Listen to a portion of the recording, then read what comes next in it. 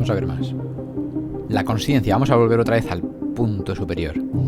El Elohim, vamos a hablar un poquito sobre ello, aunque ya lo veremos en otras charlas más en profundidad. Antes de la existencia, lo que hemos estado hablando antes, de la existencia de los multiversos, de todo lo que te puedas imaginar o existir, pero existir incluso en el pasado, presente, futuro, es decir, que ahora tú no lo veas como existente, pero en el futuro, si algo, por ejemplo, mira, fijaros, esto, yo qué sé, una persona que nace, por ejemplo, dentro de 2 años, y tú dices, esa persona no existe. Para tu consciencia ahora actual, tu mente actual, no existe. Pero si dentro de 2 años existe, eso quiere decir que existió siempre, porque pertenece al saco, está dentro de la existencia. Y la existencia está también el tiempo. ¿Vais viendo? Si algo existió en el pasado, existe también para siempre.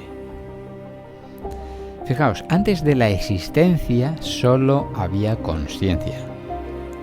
La consciencia creó la existencia en su mente, en sí misma. La única sustancia donde podía existir. La existencia, con todo lo que reside en ella, es inerte, mecánica, programada, sin vida.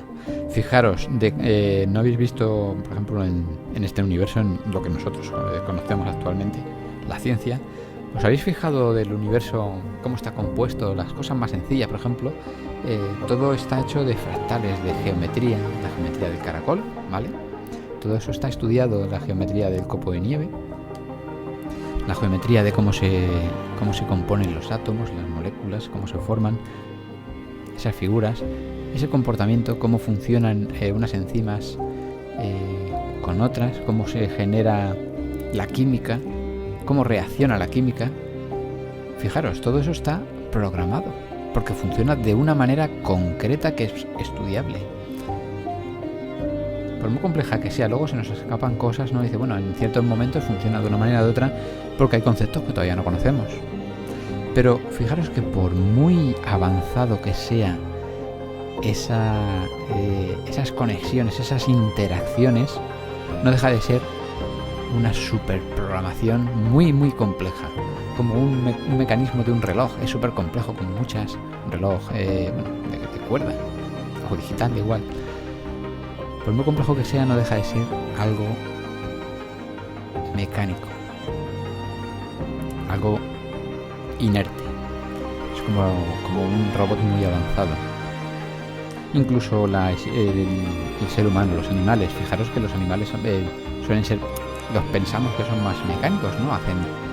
Tienen un instinto más poderoso. Hacen una serie de cosas. La naturaleza, cómo crecen los árboles y demás. Incluso la mente del ser humano tiene muchos sesgos mentales. Si tiene sesgos mentales, formas de actuar, es porque existe una programación detrás de todo ello. Seguimos. Con lo cual, hemos dicho que la consciencia crea la existencia. La existencia lo contiene todo, es todo. La única vida real estaba en la consciencia. Fijaros, la única vida real es la consciencia. Y entonces, ¿qué ocurre? Que una vez creó bueno, ya no el universo, sino la realidad, en la cual se engloban los multiversos, se dio cuenta la consciencia de que esa creación era inerte, sin vida, por muy bonita y compleja que sea. Entonces, la única vida real estaba en sí misma, en esa consciencia, y decidió dar vida a su creación, por ejemplo, el ser humano. ¿Qué es lo que hizo para dar vida real a ese mecanismo que creó tan complejo? Pues se introdujo completa. Esto es muy importante que os quedéis con ello, porque en muchas filosofías, religiones y demás se nos dice que se nos da una chispa divina, es decir, que la divinidad es como un gran fuego y se nos da una pequeña chispa. No.